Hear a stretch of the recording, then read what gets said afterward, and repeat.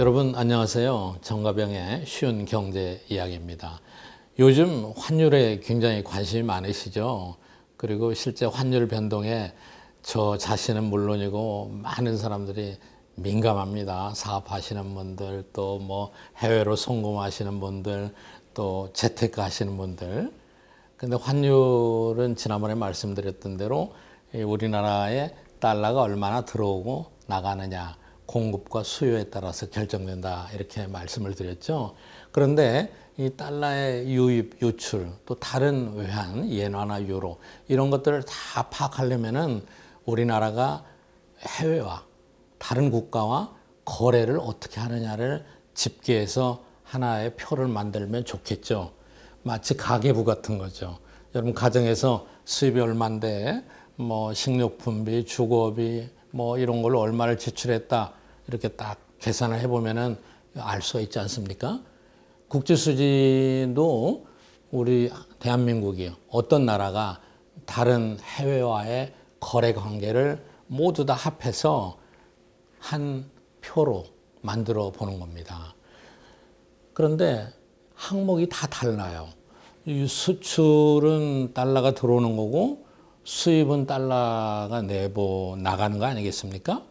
그리고 또 여러분 자녀를 위해서 해외로 송금하면 달러가 나가는 거고, 또 해외에서 열심히 벌어가지고 우리 국민들이 대한민국으로 송금을 하다 그러면 들어오잖아요. 이렇게 종류가 다양합니다. 그래서 이거를 모두 다 간편하게 볼 수 있게 국제통화기금에서 표준화된 표가 있습니다. 거기에 따라서 모든 나라들이 이걸 집계를 하는 거예요. 그리고 국제수지는 일정 기간 동안에 일어난 거를 계산하는 거예요. 예를 들어서 대체로 1년 동안에 일어난 거래관계, 또는 분기에, 또는 월별로 이렇게 물론 계산을 할 수 있습니다. 그래서 국제수지는 일정 기간에 한 나라가 다른 나라와 거래한 이 모든 관계를 집대성한 표다, 이렇게 얘기할 수 있습니다. 근데 국제수지표를 보면은 항목이 여러 가지가 있는데 그거를 크게 어떻게 구별하느냐 하면은 경상수지하고 자본수지 이렇게 구별하고, 그 다음에 뭐 오차 뭐 이런 것들이 좀 있습니다만은 큰 항목은 경상수지하고 일단 자본수지예요. 근데 이거를 조금 더 세분해서 들어가면은 제가 경상수지에 뭐가 들어가고 자본수지에 뭐가 들어가는가 하는 거를 여러분 화면에 이렇게 보시는 대로 표로 만들어서 설명을 한번 해드리도록 하겠습니다. 개념이 생소하고요, 기억하기가 좀 힘듭니다. 우리 상경계 학생들도 마찬가지예요.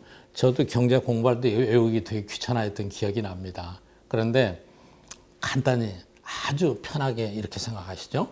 경상수지에는 제일 큰 항목이 상품수지예요. 상품은 간단하시잖아요. 우리가 자동차 수출했다, 우리가 해외에서 컴퓨터 소재 부품을 들여왔다, 이렇게 되는 거죠. 하나는 수출이고 하나는 수입이죠. 그렇죠? 상품 수지가 들어갑니다. 흔히 이거를 무역 수지라고 그래요. 그래서 신문이나 이런 데 보면은 무역 수지가 적자다, 흑자다. 그러면은 흑자일 경우에는 우리가 수출한 게 많고 수입한 게 적은 거죠. 대체로 우리 경우에는 상품 수출이 수입보다 많아서 무역 수지, 상품 수지는 흑자가 납니다. 그런데 우리가 대외적으로 왕래가 있고 또 대외적으로 이 금융 거래가 있는 게 단순히 수출과 수입뿐이 아니잖아요. 그 다음에 뭐가 있습니까? 제일 큰 것 중에 하나가 요즘 코로나 사태 때문에 김포, 인천공항이 좀 거의 한산하지만 해외 관광이 있잖아요. 이런 관광 하나 가시려면은 해외에서 돈 쓰시잖아요. 달러가 나가지 않습니까? 또 우리가 뭐 특허를 개발했다, 해외에서 이 우리 특허를 쓴다 그러면 사용료를 보내줄 거라고요. 또 우리가 뭐 보험이 있다, 또 우리가 상품을 수입할 때 또는 수출할 때 선박에 관련된 운임이 있다, 이런 여러 가지가 들어가잖아요. 이런 것들을 우리가 서비스 수지 또는 무역 외수지, 상품 외수지, 무역 이외 다른 거라는 거죠. 그래서 서비스 수지가 있습니다. 서비스 수지에는 방금 말씀드린 대로 운수, 항공료, 여러분이 외국의 항공사에 그 운임을 낸다. 이건 당연히 여기 들어가죠. 그 다음에 관광, 또 통신, 보험, 뭐 특허, 또 사업 서비스, 외국의 변호사를 쓴다. 또 정부 서비스, 이렇게 기타. 눈에 보이지 않는 이 용역이라고 얘기하죠. 그것에 대한 대가를 지불하고 지불하면은 달러가 나가는 거죠. 또는 우리가 받아들이는 거죠. 그럼 플러스가 되는 거죠. 달러가 들어오는 거죠. 이거를 서비스 수지, 무역의 수지 이렇게 얘기합니다. 그러니까 상품 수지가 있고 상품은 눈에 보이잖아요. 딱 이렇게 보이는 서비스 수지는 눈에 보이지 않습니다. 그 다음에는 이제 소득 수지가 있어요. 소득 수지는 뭐냐? 여러분이 해외 고용자를 고용을 한다. 그러면 지불해야 되죠. 근데 우리가 다른 나라에서 돈을 번다. 그러면 우리한테 들어오죠. 그러니까 급료, 임금 이게 이제 소득 수지입니다. 그렇게 해서 이렇게 경상수지는 상품 수지, 서비스 수지, 소득 그리고 또 하나 이전 수지가 있어요. 이전 수지는 뭐냐? 대부분 송금하는 거예요. 여러분이 학생들을 위해서 또는 해외에 계시는 친지를 위해 송금한다. 이건 이전 수지에 들어가는 거예요. 그래서 여러분 경상수지에는 다시 표를 보시면은 상품의 수출입, 그 다음에 서비스, 소득, 이전 이게 들어갑니다. 제가 뒤에 수지란 말을 자꾸 붙이는데 수지는 영어의 밸런스를 번역한 건데 플러스 마이너스를 계산해서 쓰는 것입니다. 그렇죠? 그러니까 밸런스란 말은 균형이 된다는 의미 아니겠어요? 그리고 우리가 국제수지표를 모두 다 합계하면 항상 균형이 돼요. 어떻게 균형이 되느냐? 앞에 말씀드린 상품 수지나 상품의 서비스 수지나 이런 걸 다 합했을 때 만약에 우리가 적자가 됐다. 그러면 어떻게 돼요? 다른 데서 돈을 들여와야 돼요. 그래서 적자를 메꿔야 됩니다. 그 항목이 이제 자본수지입니다. 자본수지. 그 자본수지에는 우리가 해외에 직접 투자하거나 또 증권을 투자하거나 기타 이런 거 투자하는 거, 또 직접 자본을 들여오든가 이런 것들이 다 자본수지에 들어가게 됩니다. 여러분 어때요? 복잡하시다고요? 제가 다시 한번 정리해 드리겠습니다.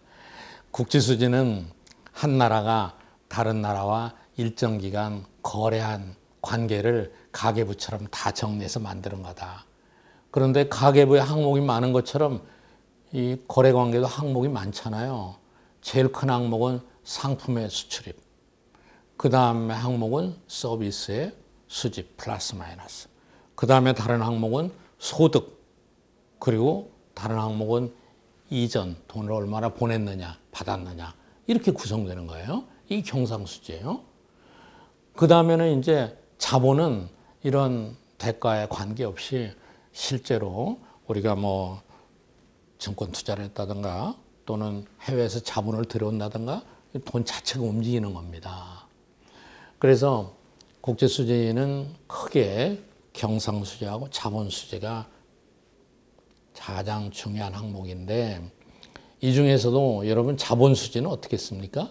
우리가 해외에서 차관을 도입한다. 그럼 자본수지는 어때요? 일단 빚이 됐든 아니든 우리나라 돈이 들어오잖아요. 그러니까 여긴 플러스로 잡혀요. 그 자본수지가 흑자라는 것은 경우에 따라서는 별로 경제에 좋지 않을 수도 있는 거예요. 그러니까 한 나라의 건전성, 국제수지의 건전성을 판단할 때는 경상수지가 가장 중요한 지표입니다. 설령 무역수지에서 적자가 났다 할지라도 경상수지가 흑자라면은 무역수지에서 적자 난 것을 관광이나 다른 보이지 않는 서비스 수지에서 다 메꿨다는 얘기가 되는 거죠. 그래서 여러분 경상수지가 흑자냐 적자냐. 경상수지가 흑자면은 우리나라에 좋은 긍정적인 외화가 많이 유입되는 겁니다. 경상수지가 적자라는 것은 많이 유출되는 거죠. 우리나라는 현재 어떤 상태냐면은 상품의 수지는 흑자입니다. 그런데 서비스 수지는 적자예요. 관광도 우리가 수입보다는 지출이 더 많고요. 그래서 경상수지가 지금 흑자를 유지하고 있는데 만약에 서비스 수지에서 적자가 줄어든다면 더 흑자가 많이 나겠죠. 그런데 최근에 한국은행이 발표한 우리나라 2월 말 기준의 경상수지를 살펴보면요. 여러분 표에서 보시는 대로 경상수지는 약 한 64억 달러 흑자가 났었어요. 그런데 경상수지에 이제 구성하는 항목이 상품, 서비스, 소득, 이전 이런 게 있었잖아요. 그거를 이렇게 이 표에서 보시면은 상품에서 한 65억 8천만 달러 흑자가 있었고 서비스 수지에서는 14억 5천만 달러 정도 적자가 있었습니다. 그리고 소득 수지에서는 12억 달러 이상의 흑자가 있었고요. 그래서 이렇게 한 나라의 국제 수지의 건전성은 경상 수지로 평가하는데 우리나라는 아직까지 이렇게 여러분 보시는 대로 경상 수지가 대체로 흑자를 보이고 있습니다.